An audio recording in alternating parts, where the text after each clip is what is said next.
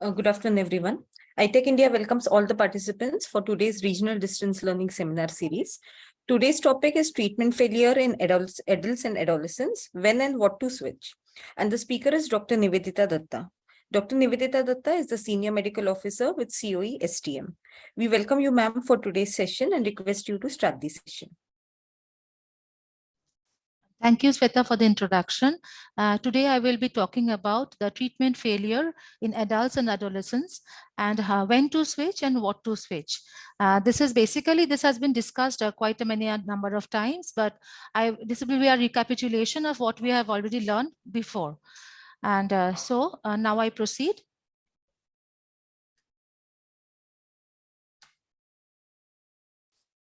The objectives of my session is today will be the response to antiretroviral therapy, ART treatment failure, viral load testing and adherence support, treatment failure to first line and second line ART, second line ART failure and third line ART, drug-drug interactions with the key ARV drugs. Now, a recap on the first line, not only first line, also the second line is included here. How the drugs act, as we know that there are several steps or several levels at which the drugs act.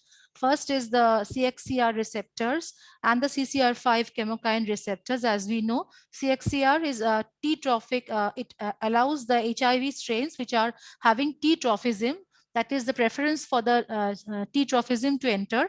And there's a CCR5 chemokine receptor. It allows the entry of M-trophic HIV strains.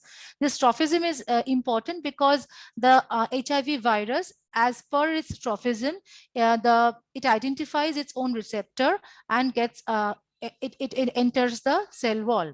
Now, there are drugs which are inhibiting the attachment of the virus with the CXCR or the CCR5 receptor, and thereby it inhibits the virus to attach to the CXCR or the CCR5 receptor.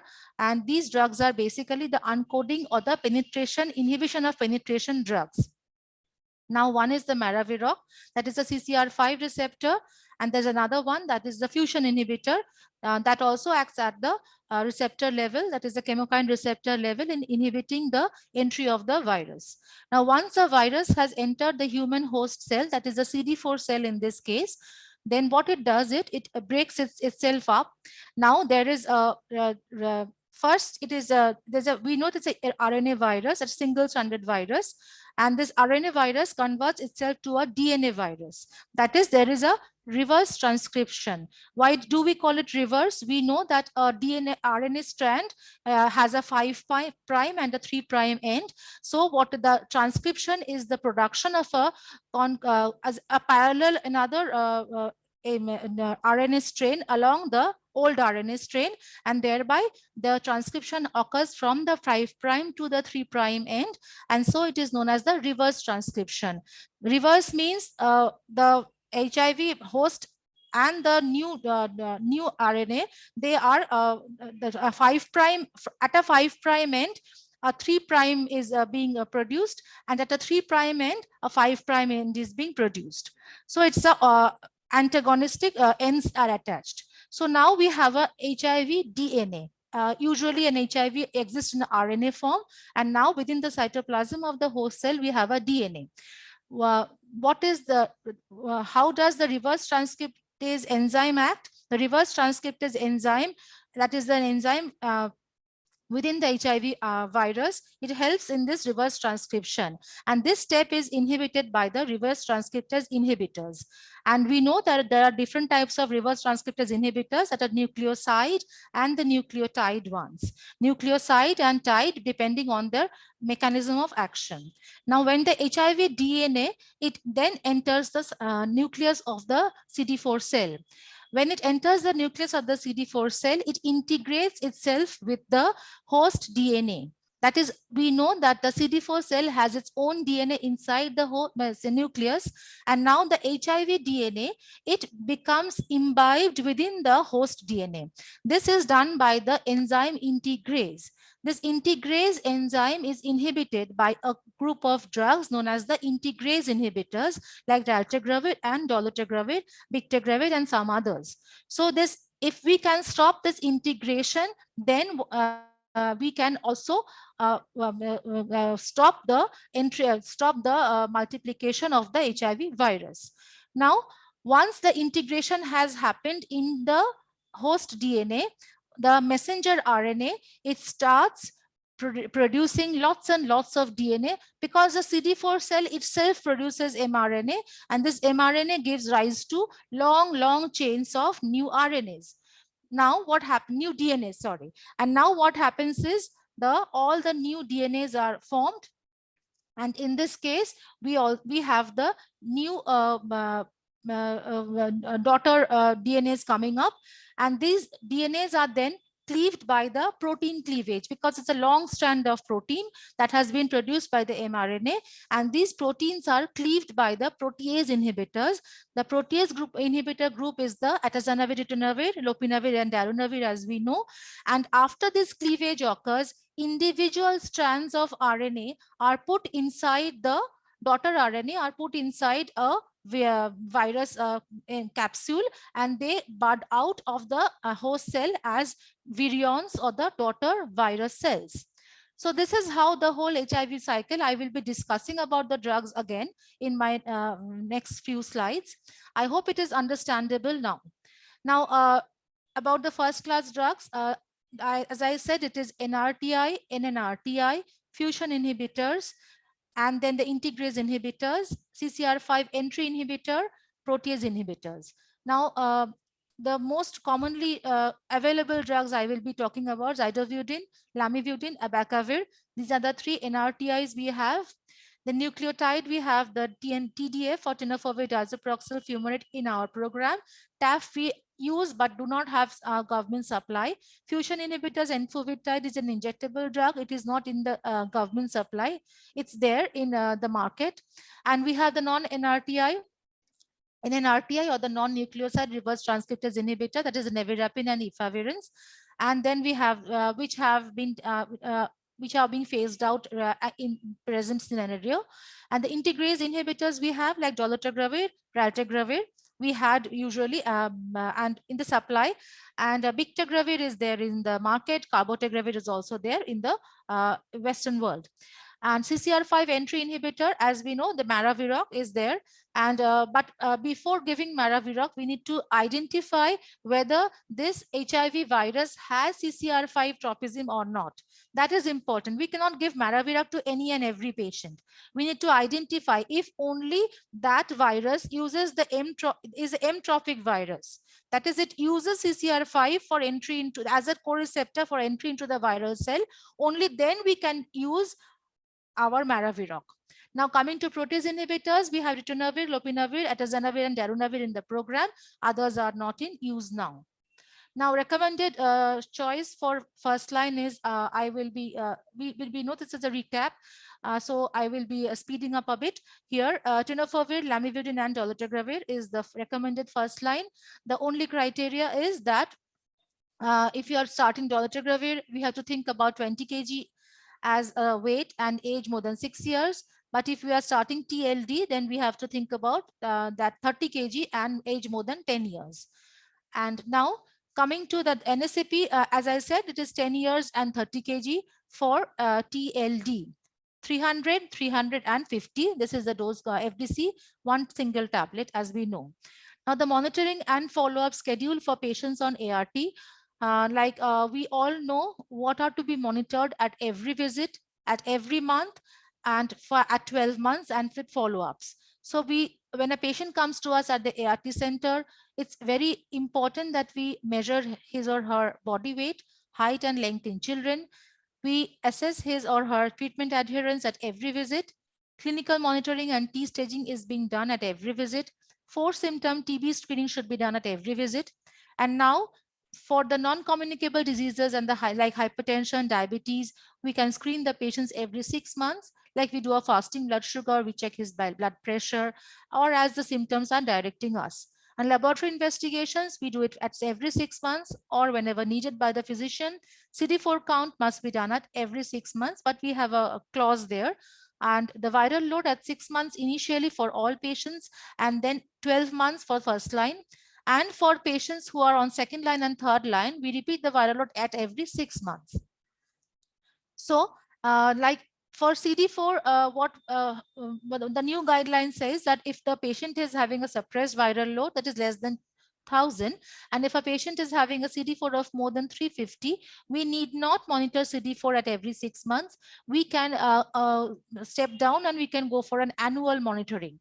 But stopping the CD4 monitoring is not advisable, because sometimes what happens is we prescribe a drug that a patient was having previously, or SACEP decides that one of the earlier drugs need to be initiated. In those cases, what happens is our CD4 report gives us a very important clue as to which drug was acting best on that patient. So a CD4 count at least once in a year is important, and preferably it should not be missed. Now, expected response to antiretroviral therapy, we have three kinds of response. One is the virological response, second is the immunological response, and the third is the clinical response. A virological response is what do we expect from the viral load test of our patient? A PVL count should be less than 1000 copies of virus per ml. That is at 6 months after initiation and thereafter in the follow-up. And now, immunological response is what we expect from our patient, that the CD4 should increase. Initially, it will increase by 50 or 100, and within the 6 to 12 months of span. The clinical response is to be evaluated at every visit. Evaluation of weight, general well-being of the patient. He will be feeling better. He will not be he will not be having opportunistic infections. These are the basic clinical responses that we see in a patient, expected responses. Now, the ART treatment failure in adults and adolescents, when and what to switch. Now, suspected treatment failure. When do we suspect that a patient is having treatment failure, or she might be having a treatment failure? When after 6 months of ART, we find that a patient has new opportunistic infections, recurrence of other opportunistic infections, clinical events that are cropping up after 6 months of ART. That is, he's not doing well. On the contrary, he is having new infections. But we have to keep in mind that IRIS, that is inflammatory reconstitution syndrome, that is also something that needs to be kept in mind. Progressive decline in the CD4 count even after 6 months of therapy, unsuppressed viral load, no clinical improvement over 6 to 12 months associated with stationary CD4 count despite good adherence. Now, virological failure, as I said, is plasma viral load above 1000 copies per ml. And this the definition applies only to patients who are on ART for at least 6 months. Before 6 months, we should not define a patient as having failure. Immunological failure is when a CD4 count is at 250 cells following clinical failure and persistent CD4 count below 100. Persistent CD4 count below 100 is very important because we have a series of infections, that is CMV, retinitis, MAC, and PCP. All these infections crop up when a patient has a poor CD4 of 100 or less than 100. Many a times a viral load study is not available with the program, or the viral load test takes a lot of time to come from the laboratory. Report takes a lot of time to come for the laboratory. But we must remember that a CD4 cell count less than 100 is very critical for patients, and preferably we should send these patients for an eye checkup because we need to exclude CMV retinitis, and indirect ophthalmoscopy always helps. We need to mention it in the green book. And around, we also need to understand that progressive decline in CD4 is also a warning sign. Clinical failure is the appearance of stage 4 illnesses. Usually that is what we indicate as clinical failure after 6 months of effective treatment. That there are some aberrations, like though it is a WHO stage 4 condition, but lymph node TB and uncomplicated TB pleural disease, esophageal candidiasis, recurrent bacterial infection, pneumonias do not indicate treatment failure. Basically, TB pleural disease is a reactive type of infection. Lymph node TB, lymph node infection may have been harbored for some time. It may have flared. And the esophageal candidiasis is a very common phenomena. Recurrent bacterial pneumonias, these do not indicate that a patient is failing on his or her ART. On the other hand, some stage 3 clinical conditions like pulmonary tuberculosis and severe bacterial infections, they indicate that a patient is having clinical failure. So though in the definition part, we are telling that new or recurrent clinical events indicating severe immunodeficiency, WHO clinical stage 4, but we have few exceptions. That is the now 4 things in stage 4 which are not in the treatment failure group, and 2 things in the stage 3 WHO which are to be included in the treatment failure. Now the chronology, this is a very old chart. We have gone through this even multiple number of times. This shows the how does the treatment failure reveal itself in the patient's body. So what is the first thing that is revealed? That is a rising viral load. A viral load, high viral load is detected first and foremost as seen by the red line. Second, what is indicate what parameter indicates treatment failure? Second indication is by a declining, persistently declining CD4 count, as is the blue line. And third and the last one is the clinical detection, that is a clinical deterioration, we should say, that is the appearance of a new opportunistic infection, relapses, and the clinical status. Many a times it has a gap of around 1 to 2 years or even more for some patients when the viral load is going high. So this chart, this gives a very clear idea that when a patient is having a high viral load, you might be talking to your patient, you might be telling him that, see, you have not taken your drugs on time, you're having a high viral load, these are the consequences you will be having. But the patient will retaliate and he may tell you, no, ma'am, I do not have any of the problems you are talking about. But then we need to counsel him that your clinical deterioration is lagging behind by 1 or 2 years. It will not appear at the same point of time when you are having a virological failure. So this is a lagging behind, but it is there. It will soon follow up. Now, what is the viral load details about the viral load testing?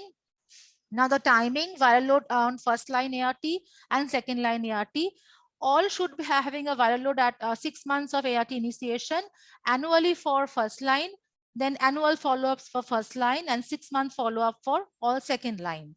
And now wherever, whenever there's a substitution or a switch, it is a discretion of the physician at the ART center to decide whether another viral load should be done or not. And for the pregnancy, we know that a viral load has to be done from between, preferably one in the first trimester when the patient declares that she is pregnant, and one repeat viral load has to be done in the third trimester in between the 32 and 36 weeks, because this second viral load done in the third trimester will help us to decide whether the regimen changes needed or not. And we need to remember that the exchange of virus is maximum at the time of delivery. So because there is a lot of fluid exchange between the mother and the child. So to minimize that fluid having viruses, we need to do a viral load test in between 32 to 36 weeks of pregnancy. Easier said than done, because patients, usually the pregnant women, are not eager to come to the ART centers. This is what we have got from our mentoring review visits. So we can always ask our caregivers or our center caregivers or the patient's caregiver to arrange for a blood sample and get it tested. Because many a times it has been seen that a remote patient, a pregnant lady, is not at all eager, rather reluctant to come to the ART center for another testing. So confirming the treatment failure, when we are having a more than 1,000 copy viral load, we confirm that the patient might be having treatment failure, but the final confirmation depends on the adherence.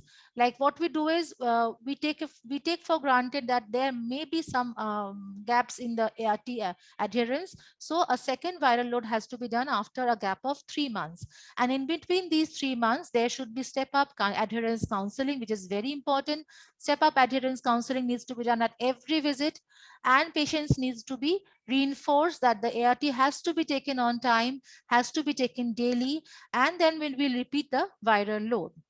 Now remember that viral load testing is not useful for patients who are HIV-2 positive because our viral load testing kits are only there for HIV-1.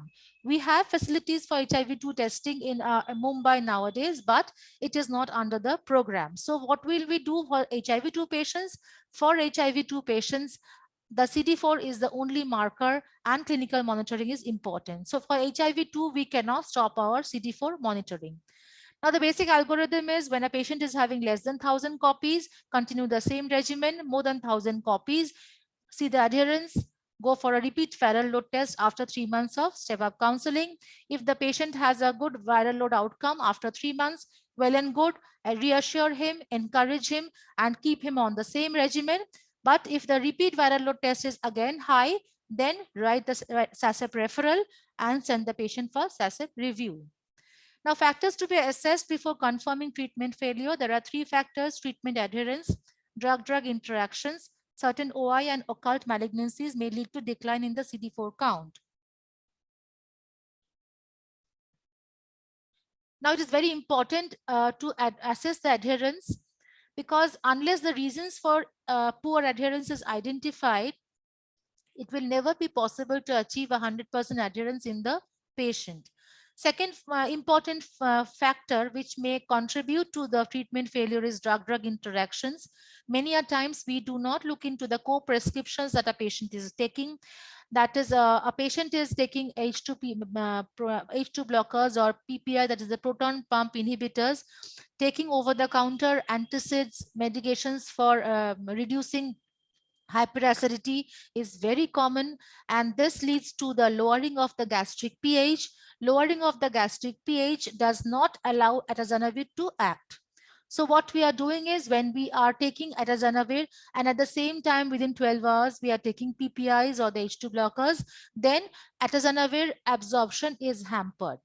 Another other drug-drug interactions like taking dolutegravir and taking lot of aluminum, calcium, magnesium and zinc containing cationic drugs, this will also hamper the absorption of dolutegravir. So we need to look into the co-prescriptions, and drug-drug interactions need to be analyzed. It's not very difficult to see the drug-drug interactions. We have a HIV Liverpool website. We can always go there and we type the HIV medicines on one hand. On the other hand, we have to type the number of drugs he or she is taking, and a PDF is printed out, and it's very easy to understand which are the drugs to be avoided, which are the drugs which need those adjustments. Now, certain OIs and occult malignancies may lead to decline in the CD4 count, which may revert after treating those conditions. Malignancy is important. We need to remember that most of the malignancies are treated with drugs that are cytotoxic. That is, they cause the bone marrow suppression. And when bone marrow suppression is there, we have a decline in the CD4 WBC count, as CD4 T cells are part of the WBC only, nothing new. The CD4 cell count also goes down. So this neutropenia or this leukopenia, this leads to a low declined CD4 count. So we need to remember that these low CD4 counts have to be evaluated on a case-to-case basis. Important to note is, compared to clinical or immunological monitoring, viral load monitoring provides an early and more accurate indication of treatment failure. As I said in the graph with the red, blue, and the black lines, that the viral load monitoring is important because it is the first and the earliest indicator or marker which will tell me that my patient is failing. If I wait for the clinical symptoms to appear, then it is too late. And we can take it for granted if the patient is failing clinically, it means that the patient has already failed virologically 2 or 3 years back. So what I did was I kept him on a drug which was either not acting, or I kept him on a drug with poor adherence, leading to a cropping up of multiple mutations. And this multiple mutations has not helped. On the contrary, it has reduced the effectiveness of other groups of drugs also. Identifying the cause of failure is important because deciding to modify or switch the ART regimen before switching, detailed investigations into ART adherence has to be made. Assess drug-drug interactions which might interfere with the ART activity. As I said, we need to see what are the factors which may have reduced the therapeutic blood level of my ART. So we need to remove those issues. Very important is to assess the ART adherence in my patient, which I'm sorry to say is not always done properly at our ART centers, because we at present TLD is the first line drug. It is the most efficacious of the ART regimens. It's a single pill, and we do not want to make unnecessary changes.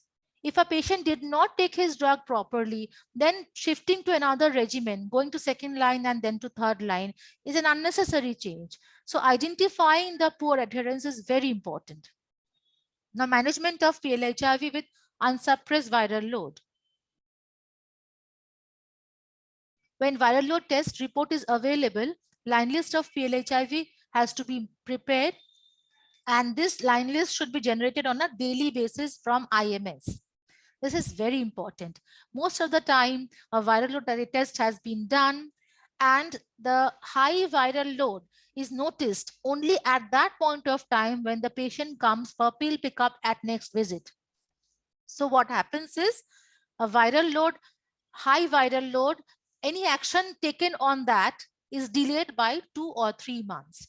This should be avoided. A line list should be prepared and generated on daily basis. This list should be shared with the counselors who are delivering the services. They will call up the patient telephonically and ask them to come to the ART centers. They will be adherence will be talked about. We will search into all the reasons, all the causes. It's not all about scolding my patients. They may be having serious issues at home, serious financial issues, other social conditions, or maybe his workplace does not allow him to take his bottle of medicine. Whatever the issues need to be identified. 3 sessions are important. It is not that I will take sessions only at intervals of 1 month.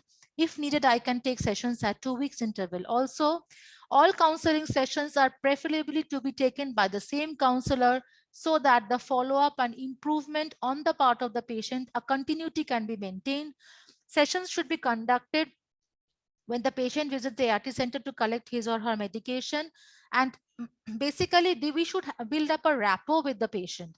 Only then we will identify the issues that are hidden behind his poor adherence. And if a patient is on MMD, is not eager to come, or is out of station, we will call up the patient and we will ask about his adherence. That also helps. They understand that we are calling them up for reasons for their benefit only. HIV testing of the spouse and the children should also be ensured at these points of time when patients are coming at multiple times. After 3 months of extensive counseling and step-up adherence, we will again do a viral load testing. And as we know that this patient might be going to SASIF in the near future, so in between my 2 viral load testing, it is preferable that we update his or her laboratory basic tests. This is often not done, and the centers tell COE that I could not send a referral because my patient did not have a recent hemoglobin, did not have a recent creatinine or SDOT, SGPT. This can be avoided, because if I am asking my patient to come 3 times to the ART center for 3 consecutive adherence counseling, at that point of time only I can ask him to update his basic routine investigation tests, and thereby the results will be available, and there will be no delay in sending us as a referral. PLHIV who are recommended for change in regimen by SASIP should be switched to the new regimen as soon as the SASIP recommendations are available. Now, nowadays NACO tells us that whenever the reports are available, within 2 days of receiving the report, a referral should be sent to the COE, and COE will give a reply within 7 days. Now, step-up counseling, we have discussed this in our previous sessions also. So adherence is the last keyword which may help my patient to stick to or maintain with the previous line of treatment, and we can always avoid those unnecessary changeovers or switches. We have to assess a patient's knowledge, assess his support system, identify the barriers, motivate patients to keep healthy and alive, discuss with the patient and develop an adherence plan. Like a patient may tell you that he's a truck driver, and the moment he is being given ART for 1 month, he starts missing it for the next 7 days because he is unable to keep to visit the ART center on time. For these cases, we will give MMD. Why will we not? Because if my patient assures me that I will be taking these drugs, give me 3 months, then I will give him, because his profession does not allow him to come to the ART center because he doesn't stay at the same town at every month. So these are the issues we need to identify. And then at the second session also, we will review the strategies like which were discussed in the previous sessions. We will identify new obstacles. We will modify the adherence plans, remind him about the repeat viral load test to be done at the end of third month. So these are the sessions we will we need to really talk with our patients. I think 10-15 minutes with our patient will surely help. And this is a very important role by all ART counselors. Many a times COE finds that the patients are not counseled well. They are not really motivated to continue the ART. Why a daily ART is needed, that needs to be like his knowledge about ART and viral load, what happens, why, also needs to be enhanced. Now, when we have planned the viral load, we will do it at the second viral load is being done. If it is high, we will send a SASEP referral. If not high, we will encourage the patient to continue the existing regimen. Now, as I said, 2 days of receiving the viral load report, we will write a SASEP referral, and a referral that there will be either SASEP will call the patient physically to visit the SASEP meeting, or the patient will refer a reply for a regimen switch will be sent by SASEP within 1 week of referral. Now, steps for referral, we are all aware of the steps. We know that we have a SASEP request and reply format where we write history, clinical state, CD4. I am not going into the details. These referrals are reviewed by the SASEP, and then patients are called to SASEP either physically, or we have a e-SASEP, online SASEPs, or if it is a very clear-cut case of failure, an online reply is also given. Now, the treatment failure to first-line ART. First-line ART is there's a big confusion among various groups of our staff about what is first line, what is second line, and what is third line, because previously we had PIs as second line. So it was very easier to understand or identify. But nowadays, the regimens have all gone topsy-turvy. Now, what we need to remember is the first line is the initial line. Second line is the subsequent regimen after failing first line. Third line is the next regimen in sequence after failing second line. It is not necessary that a first line will always be with an NNRTI, or a first line will always be with dolutegravir backbone. It may also be a PI. So first line will be the first or the initial treatment. Second line will be the regimen given after failing first line. And third line will be the subsequent regimen after failing second line. Substitution is replacement of ARV drugs due to adverse effects, drug-drug interactions, or program policy. Switch is basically after failure, we change the entire regimen. Now, when to suspect failure and what are the SASEP calls? Basically, I have told more than 1,000, we switch. Static or declining trend in CD4. Usually, regimen change not required. New clinical manifestations. First, you will rule out iris. Then we will think about the continued current ART, reinforce adherence, and evaluate for HIV too also.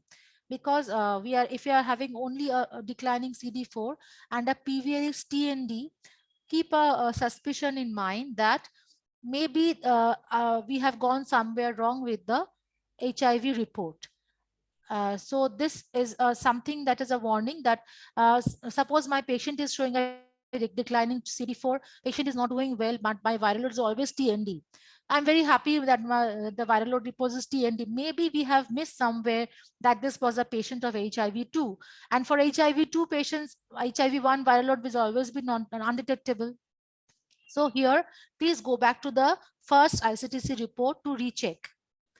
Now, steps in initiating at second line, define the treatment failure, decide on the NRTI component, decide on the other components.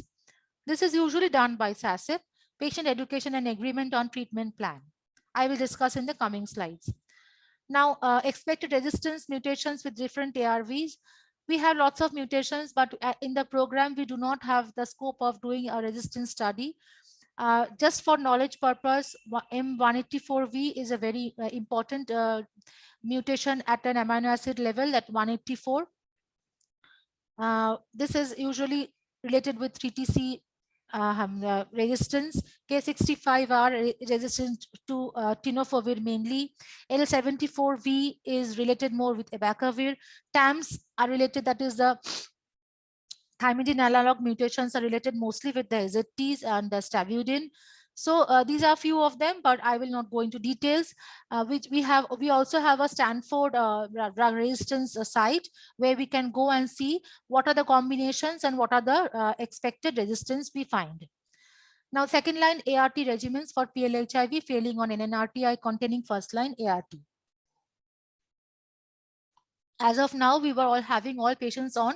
I will speak in short because taking the full names makes it very clumsy. My patient was on TLE or ALE, TLN or ALN. Now, patient has failed. He or she will go to ZLD. Why? Because T is replaced by Z, E or N is replaced by D. Now, if the patient has anemia, documented anemia, then the regimen will be dolutegravir with atazanavir ritonavir. And tenofovir has to be maintained if the patient is co-infected with hepatitis B. Similarly, if the first line was ZLN or ZLE, patient goes to TLD. If the first line was multiple exposures to both Z and T with nevirapine or rifavirin, then my choice will be atazanavir ritonavir with dolutegravir plus an existing NRTI backbone.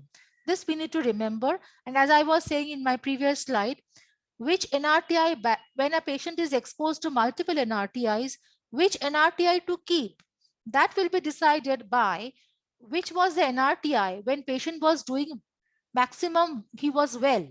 Well on what? Well on his CD4.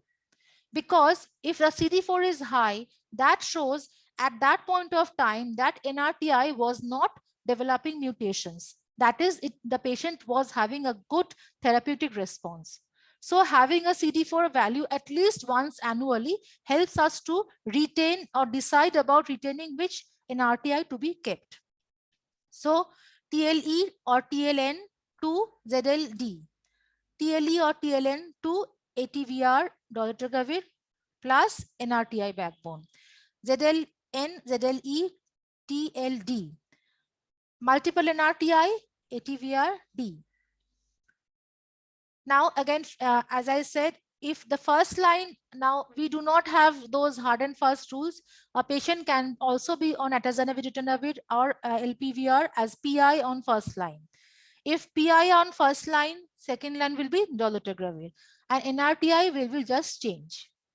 And if a patient is on TL LPVR or TL ATVR and he does not have a good hemoglobin, then it will be shifted to TRVR dolutegravir and with an existing NRTI backbone.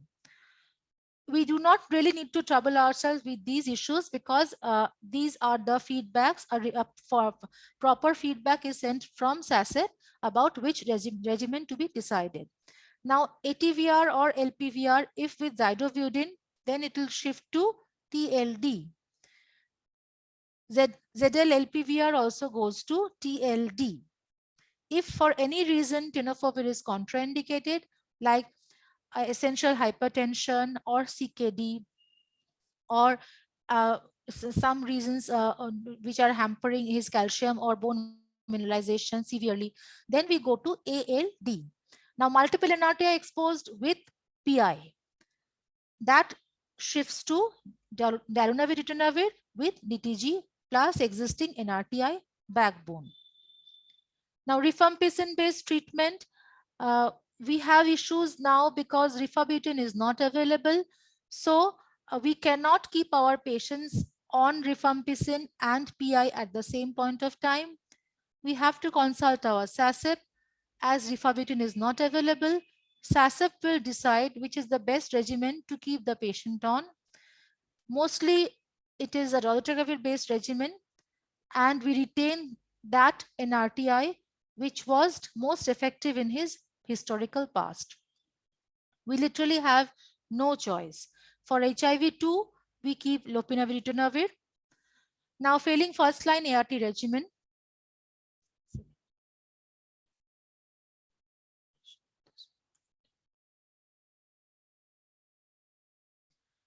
TLD first line, second line will be ZL-ATVR.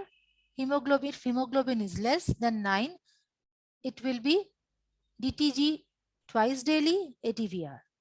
So here comes the catch. If a patient is exposed to dolutegravir in the first line, dolutegravir is such a wonder drug, it is retained in the second line just with a higher dose. So we can estimate that the number of mutations we have with dolutegravir is few. And that is the reason just by increasing the therapeutic blood level of dolutegravir, it still has its own activity or efficacy. If ZLD is the first line, then TL-ATVR will be second line.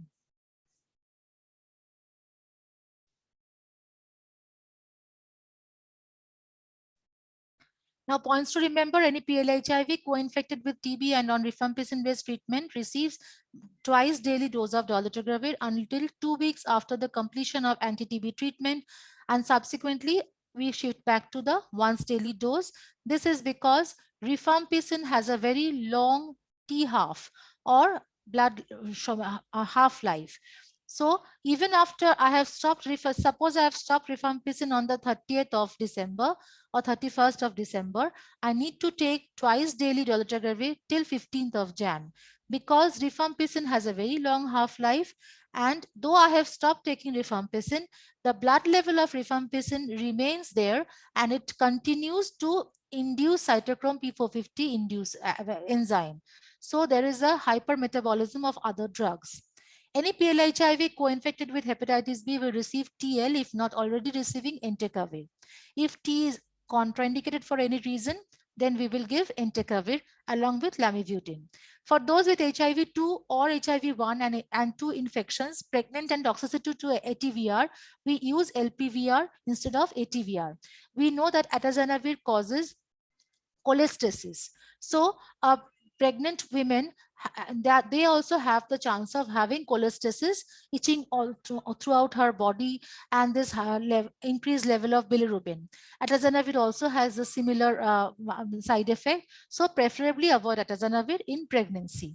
And with HIV-2, we know that atazanavir does not have any efficacy against HIV-2. So for here, in this case also, we continue LPVR. Second line ART failure and third line ART. All patients on second line need to undergo viral load testing every 6 months.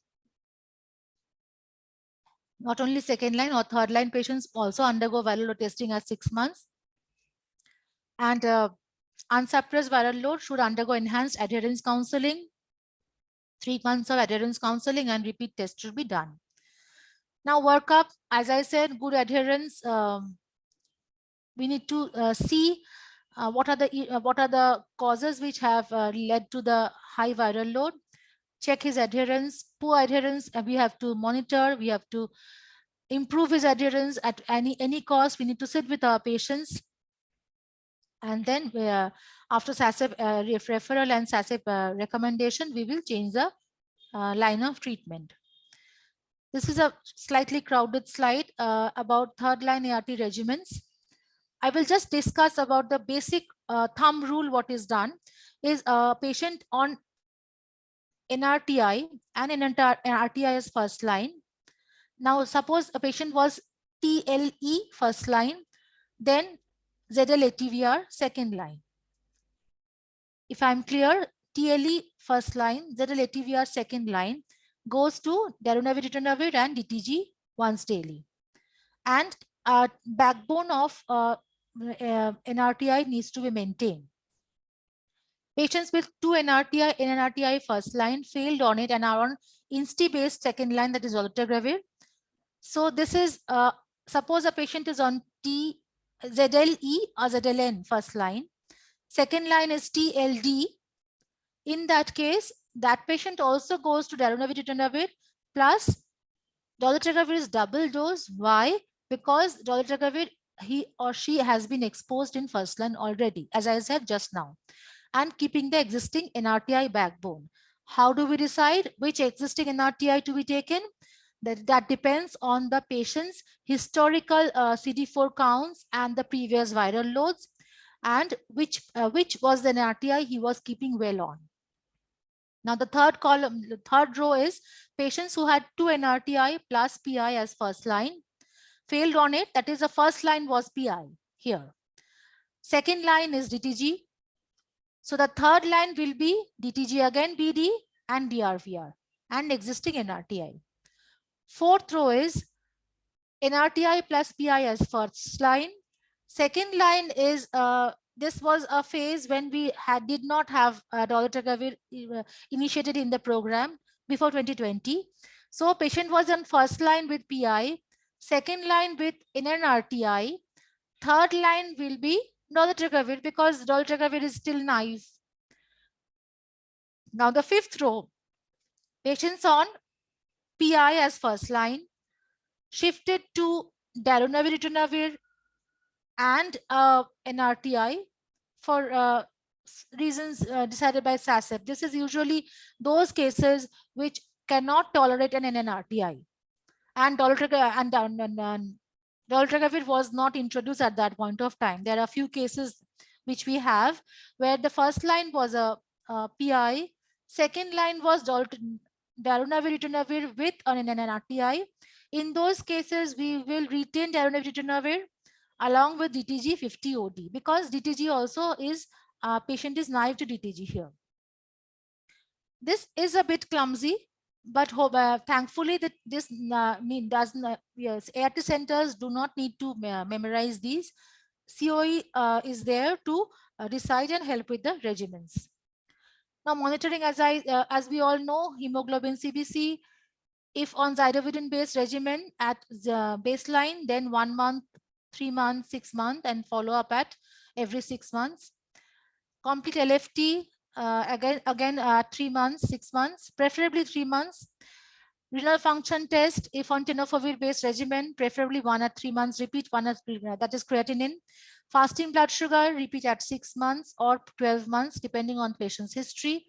Fasting lipid profile. This is very important because often we do not do a lipid profile of a patient, but we need to remember all the PIs are notorious for having dyslipidemia, and that can be sometimes serious enough to start medications. So we need to check lipid profile at baseline and at least once annually. Viral load, as I said, every 6 months, but this is something wrong.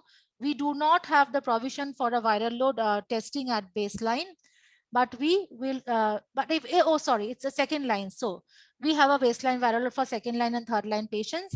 And then we have a 6 monthly repeat for CD4 count also. As I told, CD4 need not be done at every 6 months, but preferably once annually, which will help us to decide further regimens, which will help us to evaluate a patient according to his clinical deterioration.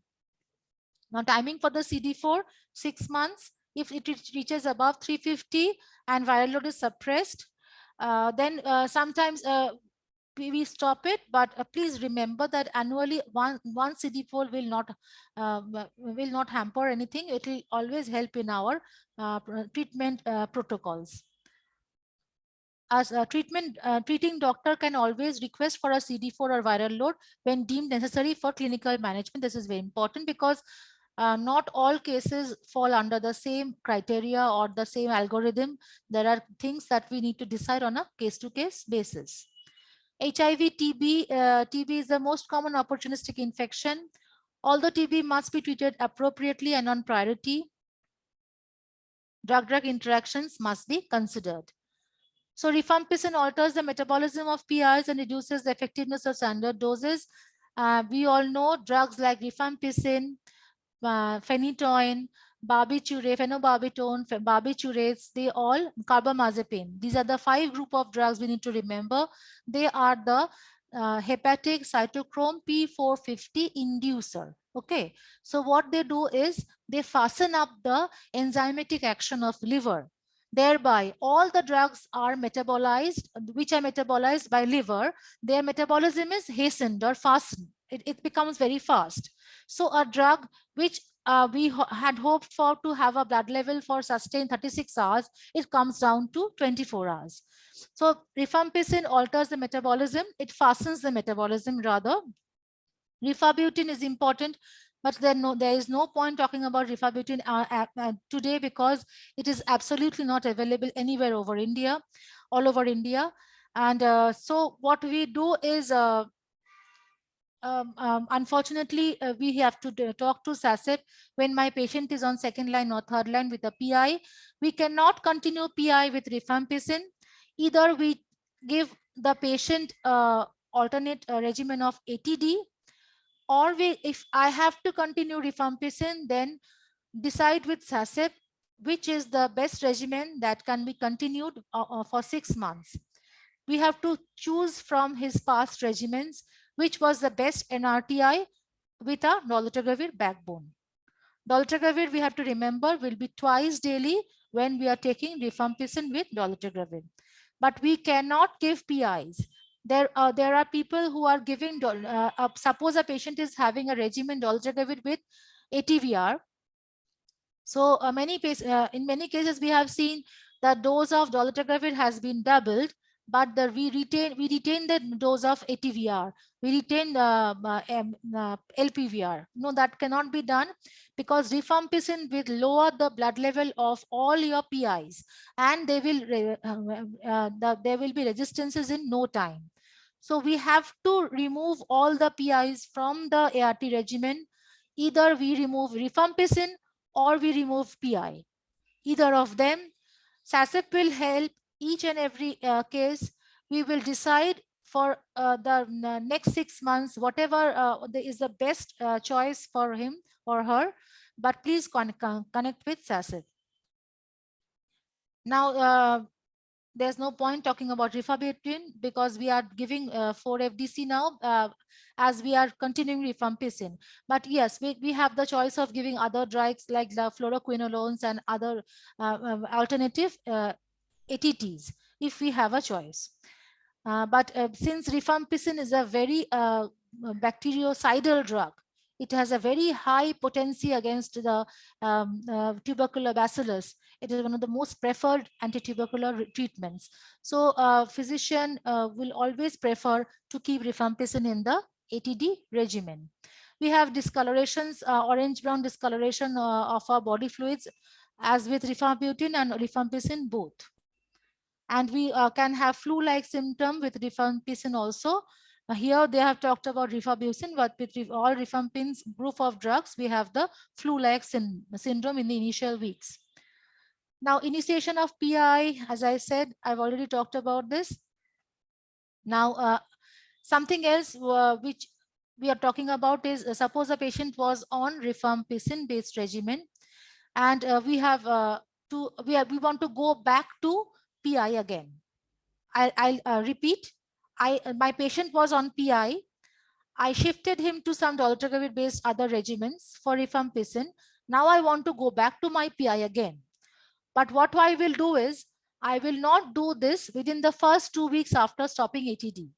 Why? As I said, rifampicin has a sustained residual blood level.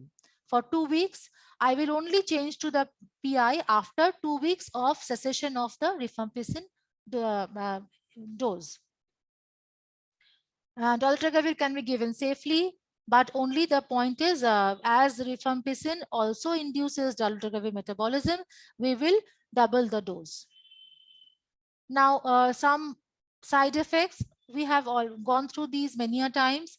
I will just go through very fast about the highlighting points. Tenofovir, as we know, it hampers the bone mineral density.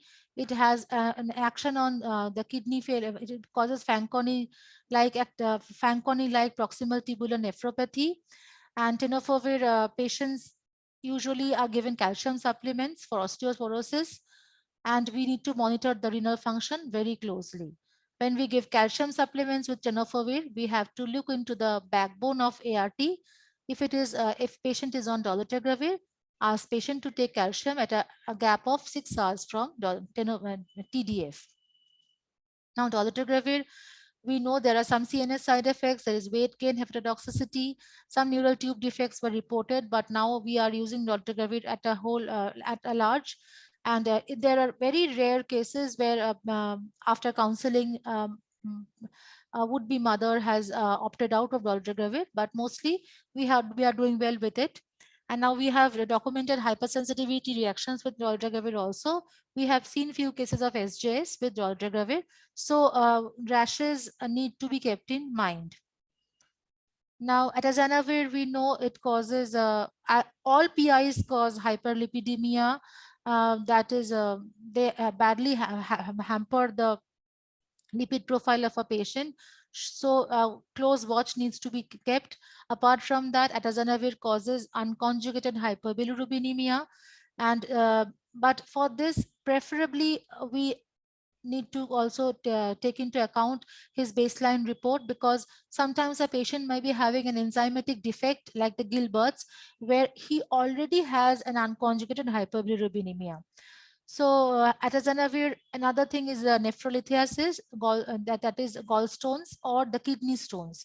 If a patient has gallstone or kidney stones, it's not very rare, although we have seen quite a few cases of kidney stones with atazanavir, and in that case, the ART should be changed.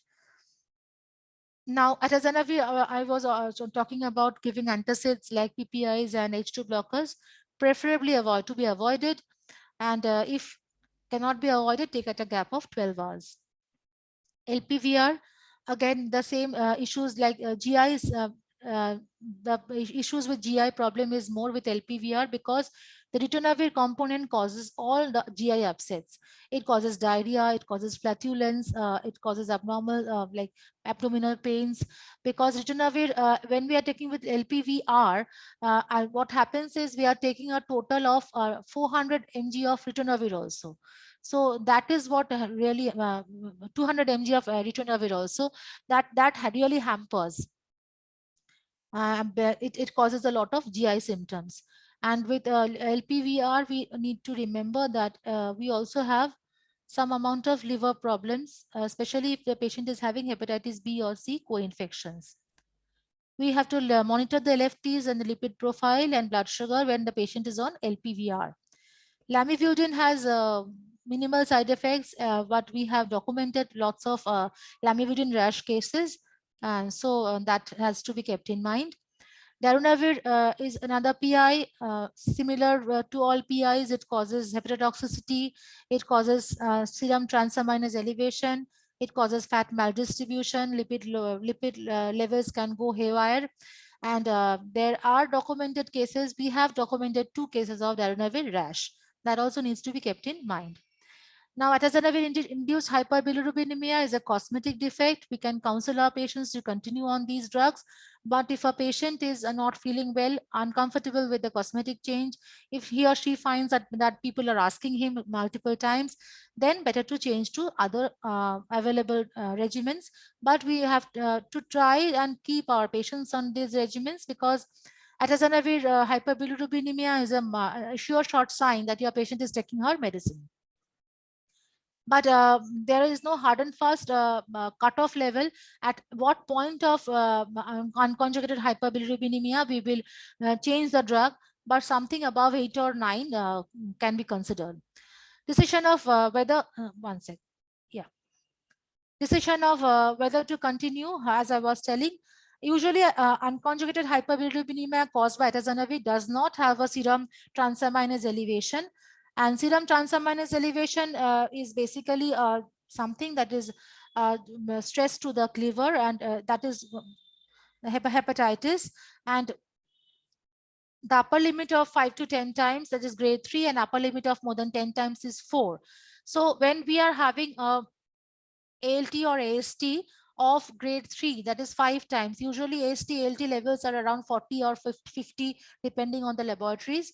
So if a patient is having more than 200 count, it's better that we stop that ART regimen. We have to look into the causes of elevation. They always the drugs are not to be blamed, and this has to be kept in mind. A patient may be having an acute hepatitis, viral hepatitis. We will do all the viral markers. We will screen him and send a SASEP referral. Atazanavir induced, the same thing.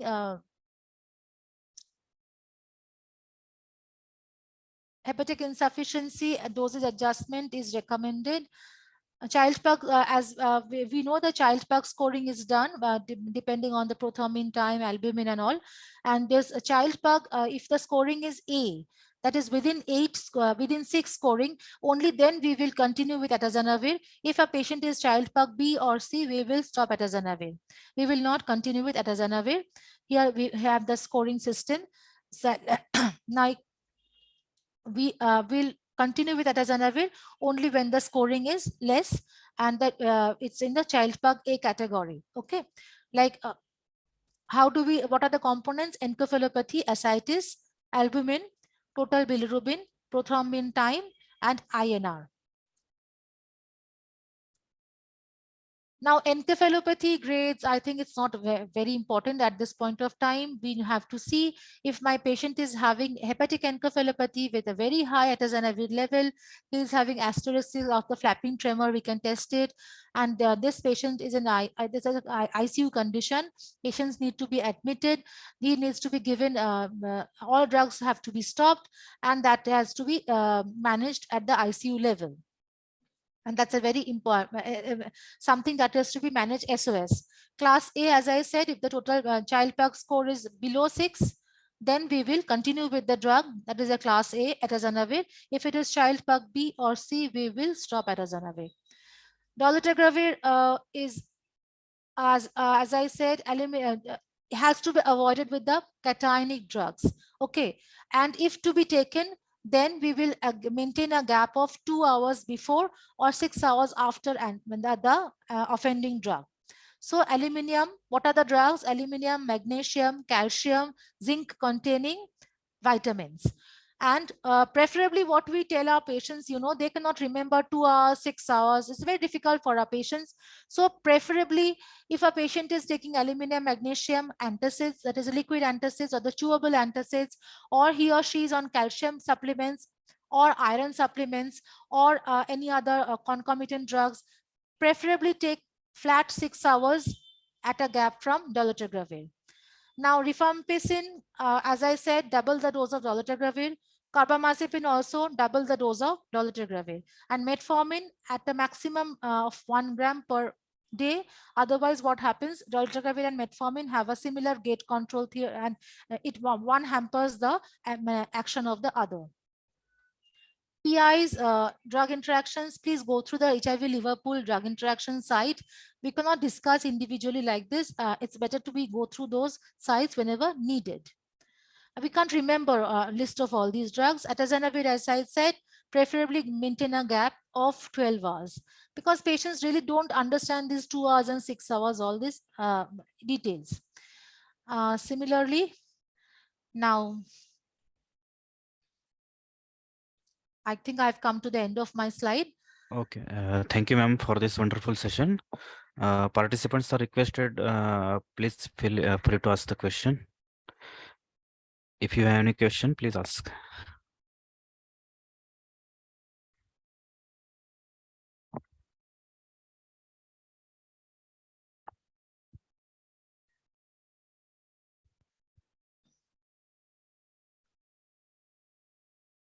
I'm always available at the EPAN number and also at COE XTM1. Whoever feels free to ask questions after this, because many a times we go through the recorded links, can ask me any questions. Okay. I will quickly run the feedback poll, ma'am. Okay.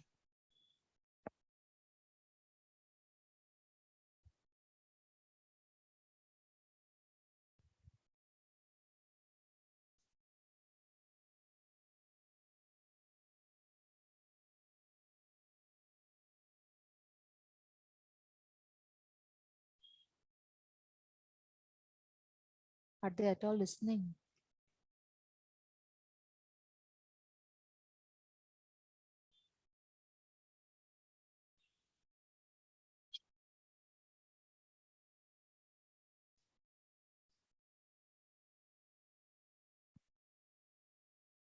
Participants are requested to please attempt the feedback form.